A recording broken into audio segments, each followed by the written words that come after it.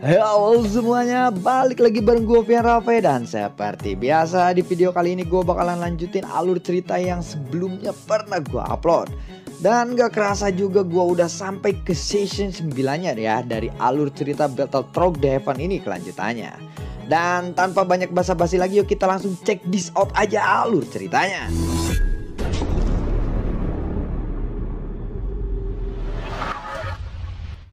Di episode sebelumnya, Ding Yue berhasil menyegel kembali The Fallen God setelah memporak-porandakan aliansi dewa dan juga tim Dewa Dara.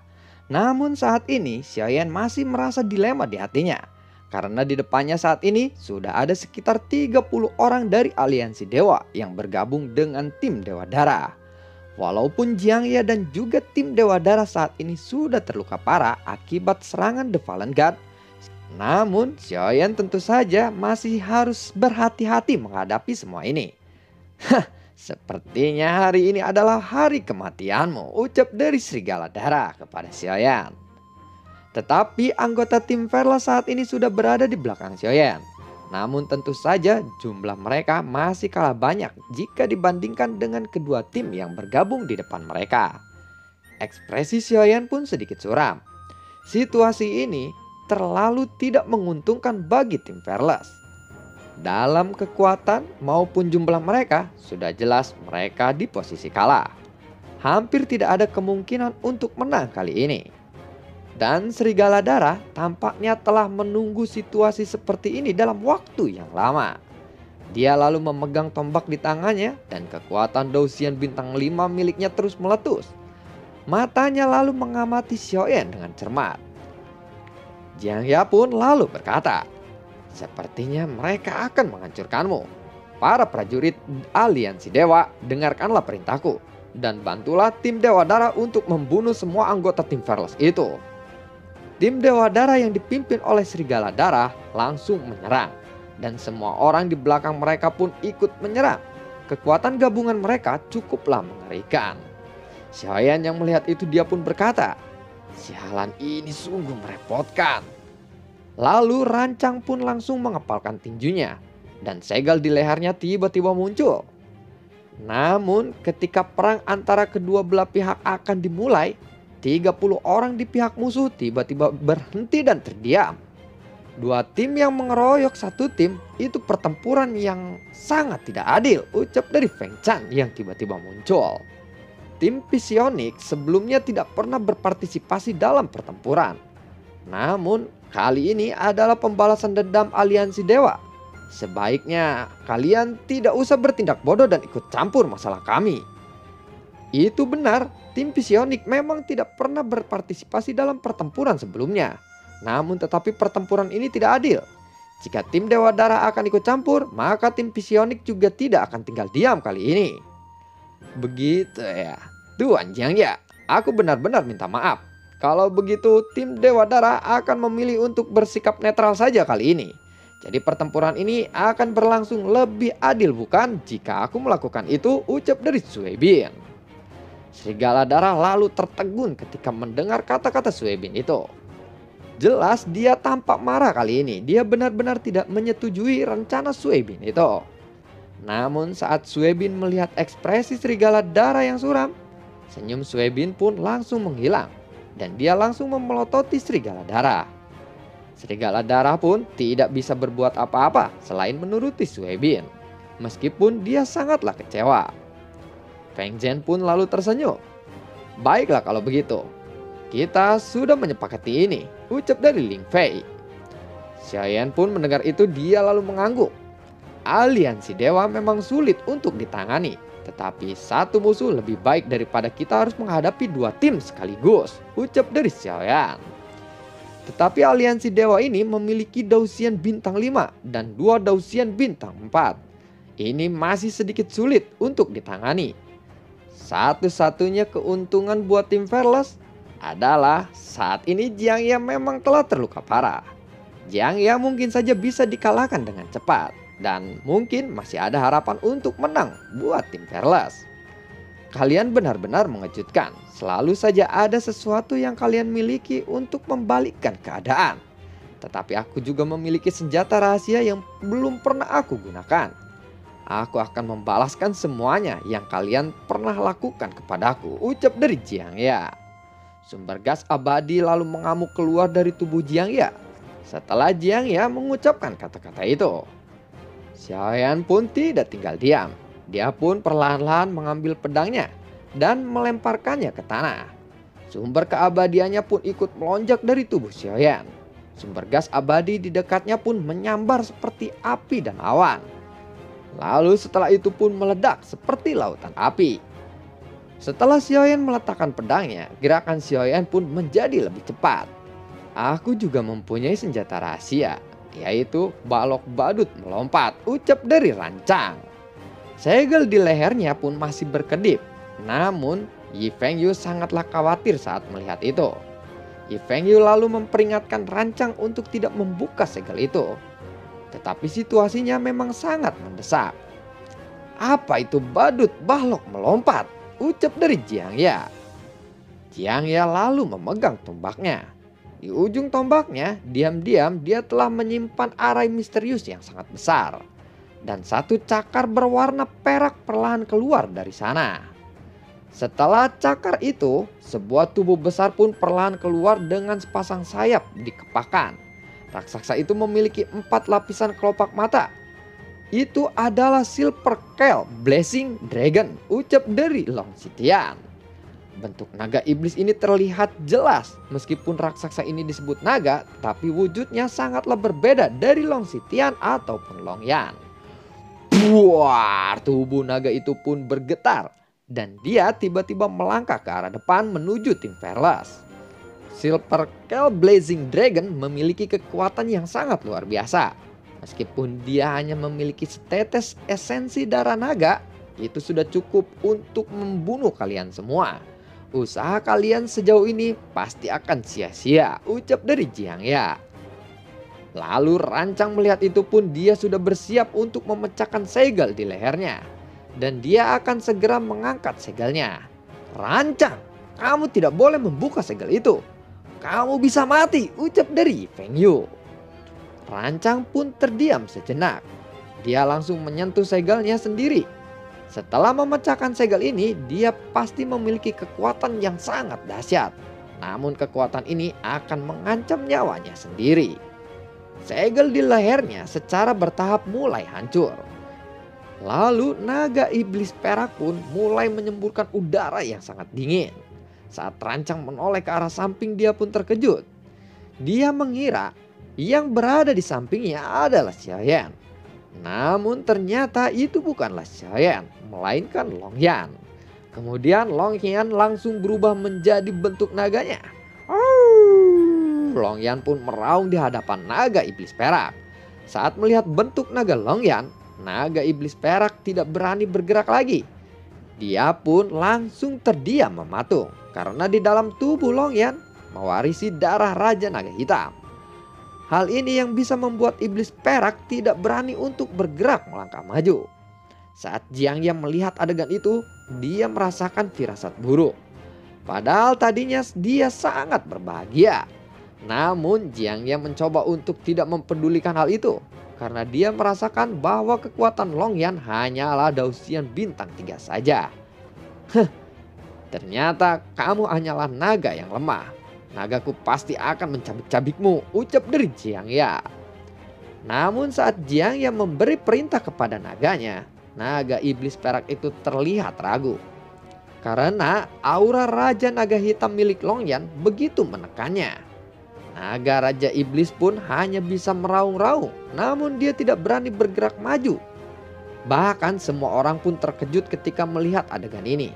Begitu juga dengan Xiaoyan. Dia tidak menyangka bahwa warisan yang diterima oleh Long Yan ini memiliki aura yang begitu mengerikan. Sehingga para naga yang jauh lebih kuat pun tidak berani menyerang Long Yan. Jiang Ya pun terlihat kaget. Karena Raja Naga Iblis Perak ini adalah satu-satunya senjata paling kuat yang dia miliki. Tetapi dia sama sekali tidak bisa menyerangnya saat menggunakannya. Jiang Ya pun lalu berkata, bagaimana mungkin? Naga Iblis Perakku yang kekuatannya sebanding dengan Dausian bintang 8, dia tidak berani menyerang naga yang hanya berkekuatan Dausian bintang 3 saja. Itu sangatlah mustahil. Ada apa ini? Ucap dari Jiang Ya. Kali ini Jiang Ya benar-benar tidak bisa mempercayai apa yang dia lihat. Hal ini tentu saja menjadi pukulan baginya. Setelah beberapa saat, naga perak itu pun lalu menghilang kembali ke tombak Jiang Ya. Begitupun dengan Long Yan. Dia pun langsung berubah kembali menjadi bentuk manusianya. Xiaoyan pun langsung menghampiri Long Yan. Long Yan, apakah kamu baik-baik saja? Tanya dari Xiaoyan. Aku baik-baik saja ayah. Hanya saja aku membutuhkan energi yang banyak untuk menekan naga itu. Menggunakan aura Raja Naga Hitam sangatlah melelahkan bagiku, ucap dari Long Yan. Ketika Xiaoyan mendengar kata-kata itu, dia pun sedikit lega. Setelah naga Raja Iblis Perak berhasil diselesaikan, pertempuran dengan Jiang Ya pun pasti akan dimulai. Xia Jinghui, bisakah kamu menjebak anggota tim aliansi dewa yang lainnya sebentar saja? Ucap dari Xiaoyan. Baiklah, sepertinya aku bisa menjebak mereka dalam ilusi untuk sementara waktu, jawab dari Xia Jinghui. Lalu tidak lama kemudian, kekuatan jiwa Xia Jinghui pun langsung menyebar seperti gelombang yang tidak berwujud dan mengelilingi sekelilingnya. Tuan Jiang Ya, mereka memiliki seseorang yang memiliki kekuatan jiwa yang sangat kuat, ucap dari seseorang di samping Jiang Ya yang bernama Qiming. Qiming, bisakah kamu bertarung melawannya? Tanya dari Jiang Ya. Mendengar permintaan itu, dia pun sedikit heran. Dia merasa akan sangat sulit baginya untuk menghadapi Xia Jinghui. Tuan, kekuatan jiwaku dengannya berbeda satu tingkat. Ini adalah celah yang sangat besar. Dia tanpa hanya ingin menjebak kita saja. Dan mungkin aku bisa menghancurkan kendali ilusinya dalam waktu yang singkat, ucap dari Qiming. Aliansi dewa begitu meremehkan kekuatan tim Velas. Mereka tidak tahu bahwa tim Velas sekarang memiliki tambahan kekuatan, yaitu Suizuar dan beberapa kekuatan Dausian bintang 5. Namun tetap saja Xiaoyan tidak menggantungkan harapan kepada Suizuar. Dia sebisa mungkin tidak akan bergantung pada kekuatan orang lain. Xiaoyan pun lalu berkata, sekarang kita hanya bisa mengandalkan kekuatan jiwa Xia Jinghui untuk menghambat mereka. Kita semua harus melakukan yang terbaik kali ini. Pertempuran ini akan sangat brutal dan sulit.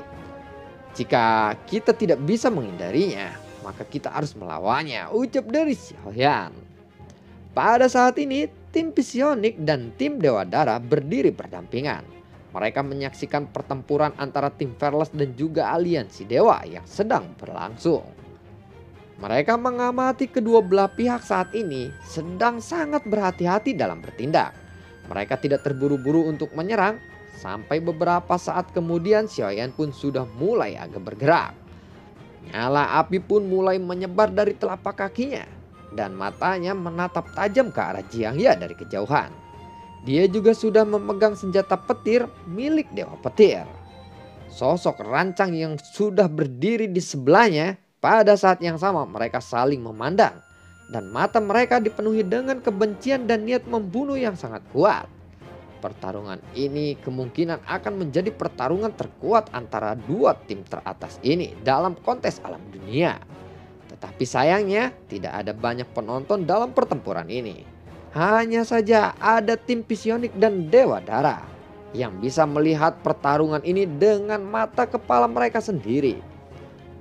Jiang Ya lalu berkata, Xiaoyan, kamu memang kuat, baik dalam bakat maupun kekuatan. Sulit membayangkan bahwa kamu berasal dari dunia bawah. Aku ingin tahu apa yang telah kamu lakukan di dunia bawah sana. Setelah aku membunuhmu, aku akan pergi ke sana dan menghancurkannya. Supaya tidak ada lagi orang-orang yang berbahaya sepertimu yang berasal dari dunia bawah. Xiaoyan pun hanya tersenyum ketika mendengar kata-kata Jiang Ya itu. Sepertinya kearoganmu akan hilang setelah kamu dipukuli, jawab dari Xiaoyan. Sebelumnya kamu telah menghancurkan tubuhku dan kamu telah menghina aliansi dewa. Tapi jangan khawatir, aku tidak akan membiarkanmu mati dengan mudah. Aku akan menyiksamu terlebih dahulu, ucap dari Jiang Ya. Setelah itu, kedua tim pun langsung bergegas saling menyerang. Pertempuran antara hidup dan mati ini pun lalu pecah. Rancang dan Xiaoyan langsung menjadikan Jiang Ya sebagai target utamanya. Tentu saja anggota tim aliansi dewa yang lainnya awalnya ingin membantu Jiang Ya. Namun sekarang semua orang di tim Perlas telah menghadang mereka. Namun kekuatan Qiming dari aliansi dewa tidaklah lemah. Kekuatannya saat ini telah mencapai Dausian bintang 5. Dan kekuatan jiwanya telah mencapai keadaan suci. Jadi kekuatan keseluruhannya relatif seimbang. Lawan seperti ini adalah lawan yang paling sulit untuk dihadapi.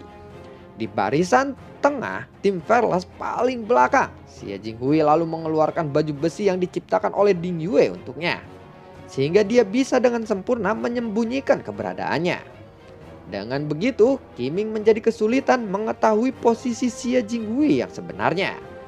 Setelah Xie Jinghui memancarkan kekuatan jiwanya yang sangat kuat, hal ini menarik perhatian Feng Zhen dan Ling Fei dari tim Psionik. Kekuatan jiwa tingkat ranah kuasi domain. Feng Zhen, aku tidak menyangka ternyata ada orang yang seperti ini di tim Perlas, ucap dari Ling Fei. Apa sebenarnya latar belakang tim Perlas ini? Pantas saja mereka bisa mengalahkan Yi Zheang sebelumnya. Mungkin latar belakang dari tim Perlas ini jauh dari luar imajinasi kita, ucap dari Feng Zhen. Untung saja mereka berhutang budi kepada kita. Mereka adalah tim yang penuh dengan talenta luar biasa. Aku pikir Jiang Ya akan sangat sulit untuk menang saat ini. Tim Perlas terlalu misterius.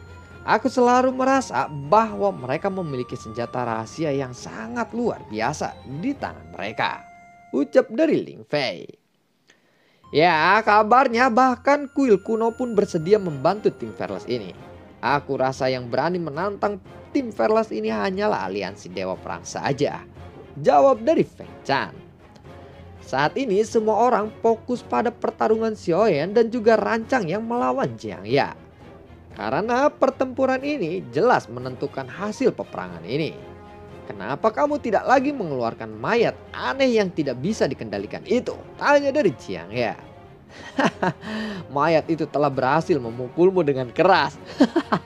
Dan dia telah menyelesaikan tugasnya. Aku tidak akan menggunakannya lagi saat ini, jawab dari Xiaoyan sambil ketawa. Dan lalu sumber gas abadinya pun meletus, mengubahnya menjadi lautan api yang menutupi dirinya sendiri. Apakah kamu pikir luka ini bisa mempengaruhiku?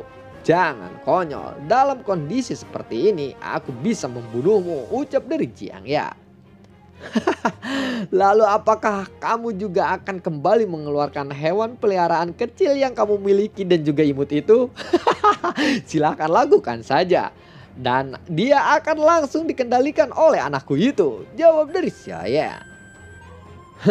Benarkah? Lalu mengapa dia hanya bisa duduk terdiam saja, tidak ikut bertarung kali ini? Tanya dari Jiang Ya. Mendengar itu, Xiaoyan pun lalu menjawab. Itu karena aku membiarkannya untuk makan terlebih dahulu, jawab dari Xiaoyan. Mendengar itu, ekspresi wajah Jiang Ya pun langsung suram. Berisik, pertempuran ini belum berakhir. Dan nanti kamu pasti akan mati, ucap dari Jiang Ya. Tombak di tangan Jiang Ya pun tiba-tiba bergetar hebat. Sedangkan lengan Xiaoyan yang terangkat dipenuhi dengan api. Dan dua petir merah mengitari api itu. Otot-otot Rancang juga sudah mulai menegang, seolah-olah bahwa otot-ototnya saat ini mengandung kekuatan yang bisa menghancurkan segalanya. Ketika dua sosok itu menyerang hampir bersamaan, semuanya diselimuti dengan kekuatan yang sangat dahsyat. Buar, api di lengan Xiaoyan pun meledak. Dan 300 Lotus Flame yang dipegang di telapak tangannya pun sedikit bergetar. Sekejap Lotus Flame ini pun lalu meledak. Lautan api pun meletus dari Lotus Flame itu. Rancang pun menyerang, namun serangannya hanyalah pukulan fisik biasa. Bentuk ketiganya pun berubah dan saat ini mereka berada di udara sambil menyemburkan suara-suara ledakan yang dahsyat. Pada saat ketika suara keras ini terdengar dari langit, ada cahaya terang yang menyilaukan kegelapan dan keheningan ruangan ini. badai energi itu yang terbentuk oleh ledakan energi yang terus menyebar, serangan Jiangya tampaknya masih sangat kuat. Namun Xiaoyan dan juga Rancang sudah mengetahui itu. Namun karena cedera dari Jiangya, kecepatannya pun melambat. Xiaoyan dan Rancang menyerang dengan sangat ganas dan dia tidak memberikan Jiangya kesempatan untuk menghindar. Kekuatan Jiangya yang tidak lemah ini, jika bukan karena lukanya, mungkin Xiaoyan dan Rancang akan mudah dikalahkannya. Sumber gas abadi dari kedua sisi pun melonjak dan mengembun menjadi serangan yang sangat dahsyat dan kuat. Di sisi lain, Suheibin yang melihat itu, dia pun lalu berkata, "Anak ini memiliki kekayaan sumber gas abadi yang begitu baik. Dia bukanlah Dausian bintang 6 biasa. Jika dia menerobos ke berjuang bintang 6 tahap akhir, aku rasa dia pasti bisa membunuh Jiangya sendirian," ucap dari Suebin yang melihat pertarungan Xiaoyan dan juga Rancang melawan Jiangya. Namun serigala darah melihat ini, dia penuh dengan kebencian. Buah, deduduk, deduduk, deduduk, deduduk. Ada suara keras lagi yang terdengar di udara. Di sana ada 3 sosok yang melesat. Petir pun menyambar dan mengarah langsung ke arah Jiangya. Bersamaan dengan petir itu, tubuh Xiaoyan pun melesat dan muncul tepat di depan Jiangya. Pada saat Xiaoyan memegangi petir itu berubah menjadi senjata di tangannya. Setelah itu Xiaoyan pun dengan cepat mengaktifkan tubuh petir dewa kuno miliknya. Dan 2 petir mengarah muncul mengelilingi tubuhnya. Wush! Lalu bagaimanakah kelanjutan ceritanya? Akankah Jiangya benar-benar mati kali ini dan pertempurannya akan dimenangkan oleh tim Verlas? Atau malah sebaliknya tim Verlas yang akan kalah oleh aliansi dewa ini? Nantikan konten-konten gue berikutnya dan semoga sehat selalu untuk kalian. Gue tidak lupa untuk selalu ucapin terima kasih banyak buat kalian yang sudah mendukung channel ini dari awal hingga saat ini. Dan gue selalu ucapin terima kasih banyak juga buat kalian yang sudah mendukung channel ini dari dulu sampai saat ini. Sampai jumpa di video gue berikutnya dan semoga sehat selalu untuk kalian. Assalamualaikum dan dadah.